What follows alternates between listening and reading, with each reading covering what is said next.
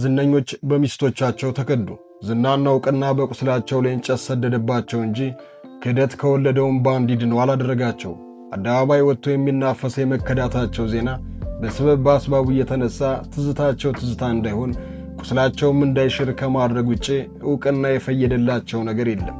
ለጥቂት ደቂቃዎች አብራችሁን ስትዘልቁ በሚስቶቻቸው የተከዱ ዝነኞችን አንስተን የመከዳታቸውንና በክህደት የተቋጨውን ትዳራቸውን ከማንነታቸው ጋር እያገናኘን እንቃኛለን። አብራችሁን ዝለቁ።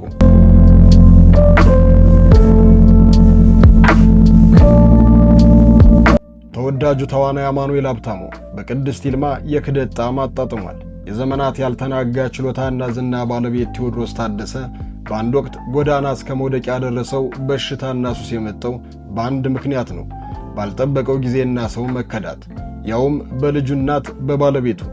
መከዳትን፣ አፍቅሮ መሰቃየትንና ሲቃ ከሱ በላይ የሚያውቀው ማን አለ ሲሉ ብዙዎች ህመሙን ያቀመሳቸው ያህል ያውቁለታል። አንዳንዴም መከዳቱ ለጥበብ ውለታ ዋለ እስኪባል ሐዘን የወለዳቸው ድንቅ የሙዚቃ ሥራዎችን አበርክቷል። አበበ ተካ ሌላኛው በትዳር አጋሩ የተከዳ ብቻም ሳይሆን እየመላለሰ የተከዳ ድምፃዊ ነው። ከዛው ከድምፃውያኑ መንደር በአንድ ወቅት ሕይወት ፈትነው ገድገድ ብሎ ልብስ እስከ መጣል ድረስ የደረሰው ጌዲዮን ዳንኤልም አንዱ ነው።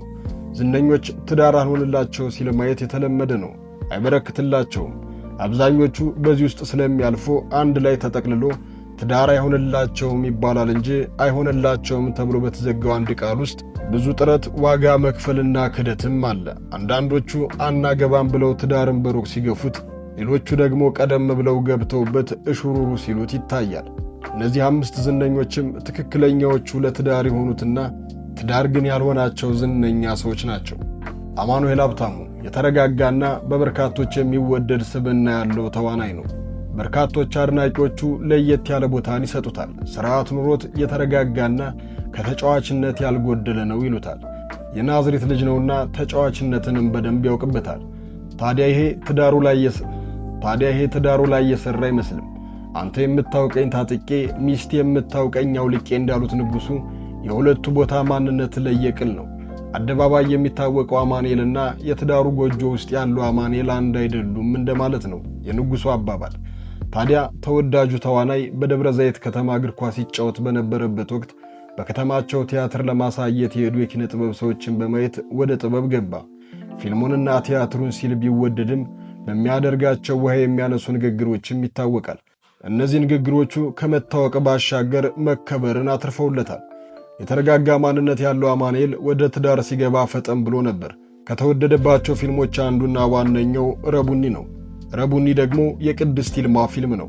ረቡኒ ላይ በስስት እየታየ ፊልሙ ያለቀው አማኑኤል ዳግም የራሷ የቅድስት ሥራ በሆነው እረኛዬ ላይ ተውኖ መወደዱንና መደነቁን ወደ ሌላ ደረጃ አሳድጎታል። በእያንዳንዱ ሥራዎቹ ላይ የምትመርጠው ቅድስት ይልማ ለትዳርም ምርጫው አድርገው እሱም ተቀብሏት ትዳር ቢመሰርቱም እንደ ፊልሙና ድራማው የሰመረ ሊሆን አልቻለም። ታዲያ የትዳር አማኑኤል ግርማ ሞገስ እንደሚሆንባቸው ፊልሞች በቅድስት ብዕር ተጽፎ ተጀምሮና ፍጻሜው በምናቡ አልተሳለምና መጨረሻው ፍቺ ሆኗል። በእርግጥም ነገሩ ከዚህ ብዙ አልራቀም። ትዳሩን ያልፈለገችው ቅድስት ይልማ ነበረችና ጉዳዩ ወደ ፍርድ ቤት ሄዶ በዛው ፍቺ ለመጠናቀቅ በቅቷል። ባልጠበቀው ሰዓት ይህንን ያስተናገደው አማኑኤል ለወራት በከፍተኛ ድብርት ውስጥ ነበር። በዛ ድብርት ውስጥ ሲሰቃይ የነበረው አማኑኤል መውደድን አላሳጣውምና የአንገቱን ማተብ አውልቆ ከሚሰጥ ትንሽ ልጅ ጀምሮ ግንባሩን እስከሚስሙ አዛውንቶች ተወዶ በትዳርም ዳግም ተባርኳል። ከቅድስት ይልማ ከተተወ በኋላ ገግሞ ባፈራው ትዳር ደስተኛና ዕድለኛ መሆኑን ይናገራል። ሚስቴ ይዛኛለች ሲል የሚናገረው አማኑኤል ትዳሩ በልጆች ተባርኮለታል። አማኑኤል በወራት ድብርት ያለፈውን ከባድ ጊዜ እንደ ቀላል የማያልፉት በርካቶች ናቸው። አንዱ ቴዎድሮስ ታደሰ ነው። እሱ በድብርት ብቻ አላለፈውም። የክህደት ብትር እንደ እባብ አናቱን ቀጥቅጦ የአእምሮ በሽታ ተጠቂ እስኪሆን ድረስ አድርሶታል። ይህ ድምፃዊ ዝም ብሎ ድምፃዊ አይደለም። ይልቁንም አድማጭ እንደ ተንቀሳቃሽ ቅርስ የሚቆጥረው ዘመን ተሻጋሪ ድንቅ ድምፃዊ ነው። ቴዎድሮስ ሙዚቃን ብሎ ከጀመረበት ጊዜ ጀምሮ እሱን ያልወደደ ሙዚቃዎቹንም በመንሰፍሰፍ ጭምር ያላዳመጠ የለም። ሙዚቃዎቹ የብሔራዊ መዝሙር ያህል ተወዳጅ ናቸው። ታዲያ ክንደ ጠንካራው ጊዜ ቴዲን ክፉኛ የጎሰመበት ጊዜ ቅርብ ነው። በኒውዮርክ ጎዳናዎች ላይ ኑሮን ከማድረግ ጀምሮ ዋሽንግተን ስቴት ውስጥ ማንነታቸው ባልታወቁ ሰዎች ድብደባ ደርሶበት ሆስፒታል ገብቶ ነበር።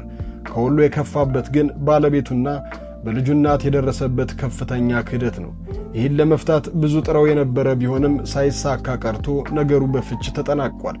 ታዲያ ቴዎድሮስ ሚስቱን በማጣቱ ክፉኛ ተሰብሮ እንደነበረ የምትናገረው ሴት ልጁ የክህደቱን እውነት በገንዛ አንደበቷ ታረጋግጣለች። ጉዳዩ በዚህ ቢያበቃ የቴዎድሮስ ስቃይ የሚሆነውን ያህል ላይሆን ይችል ነበር። ሚስቱ ዳግም ፍርድ ቤት በመሄድ ጉዳዩን አንስታ ከሰሰችው። በዚህ ክስም ፍርድ ቤቱ ሌላ ከባድ ውሳኔን ወሰነ።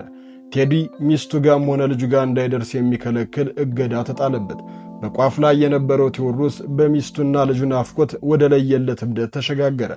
ታዲያ ዝነኛው በአድናቂዎቹ በተደረገ ከፍተኛ ርብርብ ምክንያት ወደ ጤንነቱ ተመልሶ አዲስ አልበም ሊያስደምጥ መሆኑም ሳይቀር ከተሰማ ጊዜው አራቀም። ይህ ዜና ሲሰማም ከቴዎድሮስ አዲስ አልበም በላይ የማገገሙና ሙዚቃ ወደ ሰጠችው የክብር ንግስናው መመለሱ ደስታውን ከፍ አድርጎታል። በኪነ ጥበብ ሥራዎቹ ፍቅርን ያውቃታል የሚባልለት ቴዎድሮስ ታደሰ ያውቀዋል የሚባለውን ፍቅር ሳይሆነው ቀርቶ የክደትንማ ቃል ብሶት አይሆኑት ነገር ሆኖ ክፉኛ ተጎሳቅሎና ተሰብሮ ታይቶ ያበቃለት ያህል ከታዘነ በኋላ ወደ ራሱ መመለሱ ብዙዎችን አስደስቷል።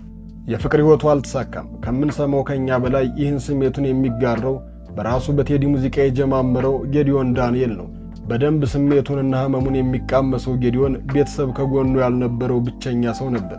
በዚህ ብቸኝነት ውስጥ ከልጅነት ጀምሮ አብሮ የነበረችው ሴት ድንገት ትጠፋበትና ሕይወት ከታች ወደ ላይ ይተረማመስበታል። ከሷ ውጭ የማውቀውም ሆነ የምቀርበው ሰው አልነበረም የሚለው ጌዲዮን በ2001 ዓ.ም የመጀመሪያ አልበሙን ካወጣ በኋላ በደረሰበት የጤና እክል ምክንያት ከሙዚቃው ዓለም ሙሉ በሙሉ በመውጣት ከአንድ ዓመት በላይ ጸበል ገብቶ ቆይቶ ወደ ባህሬን በማቅናት ዳግም ወደ ሙዚቃ በመመለስ ለመስራት በሚሞክርበት ወቅት ዳግም ከፍተኛ ድብርት ውስጥ በመግባት ምክንያት ሱስ ውስጥ ተዘፍቆም ነበር። በኋላ ላይም ለዚህ ሁሉ ስቃይ ውስጥ እንዲያልፍ የሆነበት ምክንያት እቺ ሕይወቴ ውስጥ ትልቅ ቦታ ነበራት የሚላት ሴት ዱባይ በነበረችበት ቶሎ መለሳለሁ ብለው አድራሻው እንዳጠፋችበትና ዳግም እንዳላያት በዚህም ምክንያት ክፉኛ እንደተሰቃየ ከቁም ነገር መጽሔት ጋር ባደረገው ቆይታ ተናግሯል። ሐዘኑ ክፉኛ ነው፣ ግን ደግሞ የአበበ ተካን የሚወዳደር አይደለም። ብዙዎች የአበበ ተካን ያህል በፍቅር የተሰቃየና በመተው የተቀጣ የለም ይላሉ። እኛም እውነት ነው እንላለን። የአበበ ተካን ያህል ለፍቅር ዋጋ የከፈለ አፍቃሪ ልብ ወለድ ላይ ካልሆነ በቀር አናውቅም። በ1978 ላይ የጀመረው የአበበና የተወዛዋዧ ፍቅር አብሮ በመኖር ተጀምሮ አበበን በደስታ ቢያሰክረውም ብዙም ሳይቆይ የሐዘን ድንኳን አስተከለው። አበበ የሚያፈቅራት ሴት ሀገር ጥላ ተሰደደች። እሷ አሜሪካ ገባች። እሱ ደግሞ ዓለም መሃል መንኖ በሩን ዘግቶ ማንባትን ተያያዘው። በተዘጋው ቤት ውስጥ የሻማ ብርሃንና አምባ ተጋብተው ድንቅ ሙዚቃዎችን ወለዱ። ሰው ጥሩ ሲል ህመሙን አዜመ። አብዛኛው ሙዚቃዎቹም በዚህ ሐዘን ወቅት የተወለዱ ናቸው። ላላገኛት ነው ወይ ላይፈታ ህልሜ ሲል አይኖቹን ከድኖ አዚሞ ህልሙን ለመፍታት ሲል በሐሰተኛ ቪዛ ፍቅሩ ወዳለችበት ሀገር አቀና። ያልጠበቀው ፍርድ ቤት ቀይ ምንጣፍ ዘርግቶ ተቀበለው። 5 ዓመት ተፈርዶበት እስር ቤት ገባ። 2 ዓመት ከግማሽ ታስሮ ተፈታ። በብዙ ስቃይና ፈተና አልፎ ፍቅሩን አገኛት። እሷም ዋጋ ተከፍሎላታልና በደስታ ተቀብለው ትዳር መሰረቱ። 3 ልጆችንም አፍርተው ነበር።